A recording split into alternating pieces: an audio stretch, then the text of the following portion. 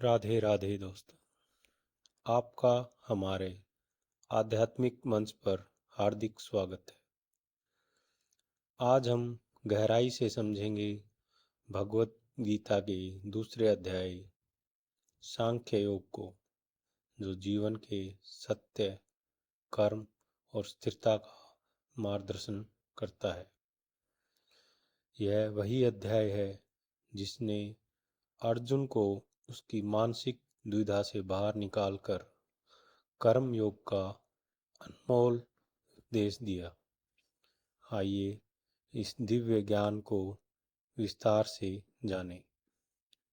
दोस्तों, क्या आपने कभी ऐसा क्षण महसूस किया है जब जिंदगी का रास्ता ही रुक सा गया हो? आपके सामने समस्या खड़ी हो, आप जानते हो कि आपको कदम बढ़ाना चाहिए, लेकिन तब दिल डर से भर जाए और दिमाग उलझ जाए। ऐसी ही स्थिति में थे अर्जुन। वो कह रहे थे, हे कृष्ण, मैं युद्ध नहीं करूँगा। और ठीक इसी क्षण श्री कृष्ण ने उन्हें उठाया और जो शिक्षा दी वह पूरी दुनिया के लिए अमर बन गई। यह शिक्षा थी सांख्य योग, आत्मा की अमरता और निष्काम कर्म का महान परिचय। श्री कृष्ण ने उसी समय उन्हें कर्म के मार्ग पर चलने के लिए मार्गदर्शन दिया। श्री कृष्ण कहते हैं, आत्मा न कभी जन्म लेती है, न मृत्यु को प्राप्त होती है। यह शरीर की नश्वरता के बावजूद अविनाशी और अनादि है। जो शरीर बदलता रहता है, पर आत्मा निरंतर स्थिर और अमर है।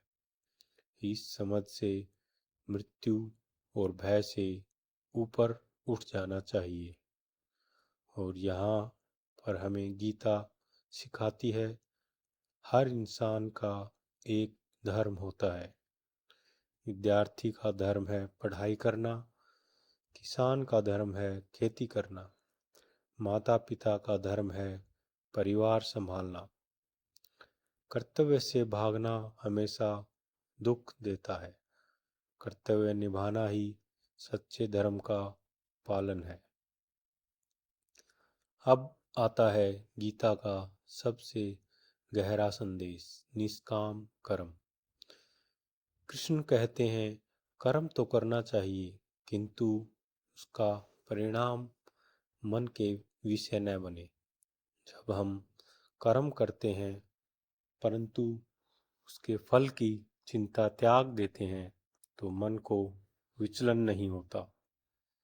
फल की बिना उम्मीद के कर्म करना ही सच्चा कर्मयोग है, जो हमें मुक्ति की ओर ले जाता है। यह जीवन का वह आधार है जिस पर स्थिर होकर व्यक्ति महान सफलता प्राप्त करता है। सोचिए, जीवन की सबसे बड़ी परेशानी क्या है? फल की चिंता। विद्यार्थी सोचता है परीक्षा पास होगा या नहीं। व्यापारी सोचता है मुनाफा होगा या नहीं। नौकरी पेशे वाला सोचता है प्रमोशन मिलेगा या नहीं। लेकिन श्री कृष्ण कहते हैं, परिणाम तुम्हारे हाथ में नहीं, केवल प्रयास तुम्हारे हाथ में है। जब हम परिणाम की चिंता छोड़ देते हैं, तभी हम शांति पाते हैं। काम को पूजा की तरह करो, फल भगवान पर छोड़ दो। गीता हमें सिखाती है कि सुख दुख, सम्मान अपमान में समान भाव रखना चाहिए। मनुष्य की बुद्धि तब सच्ची होती है जब वह सभी परिस्थितियों में स्थिर और संयमित बने रहता है। भावनाओं के आदान प्रदान से ऊपर उठना ही ज्ञान और मुक्ति की निशानी है। ऐसे मनुष्य दुख और संकटों को सहजता से सहन कर पाता है। अगर परीक्षा पास हुए तो खुशी मनाओ, लेकिन घमंड मत करो। अगर असफल हुए तो निराश मत हो, फिर से मेहनत करो। यही संतुलन ही जीवन को सुंदर बनाता है। तो दोस्तों, अध्याय 2 में सांख्य योग हमें 4 अमर बातें सिखाता है। आत्मा अमर है, मृत्यु का भय मत करो, धर्म, कर्तव्य, इसे निभाना सबसे बड़ा पुण्य है। कर्म करो पर फल की चिंता मत करो, यही निष्काम कर्म है। सुख दुख, लाभ हानि, जीत हार, सबको समान भाव से स्वीकार करो। अगर हम इन 4 सिद्धांतों को जीवन का हिस्सा बना लें तो न तनाव बचेगा न भय, केवल शांति, स्थिरता और आत्मविश्वास रहेगा।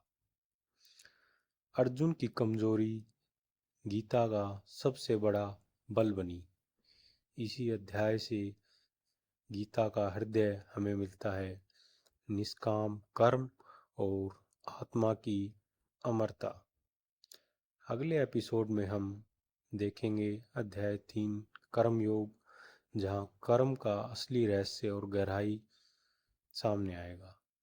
अगर यह संदेश आपको अच्छा लगा हो तो वीडियो को लाइक करें, शेयर करें और चैनल को सब्सक्राइब करें। जय श्री कृष्ण।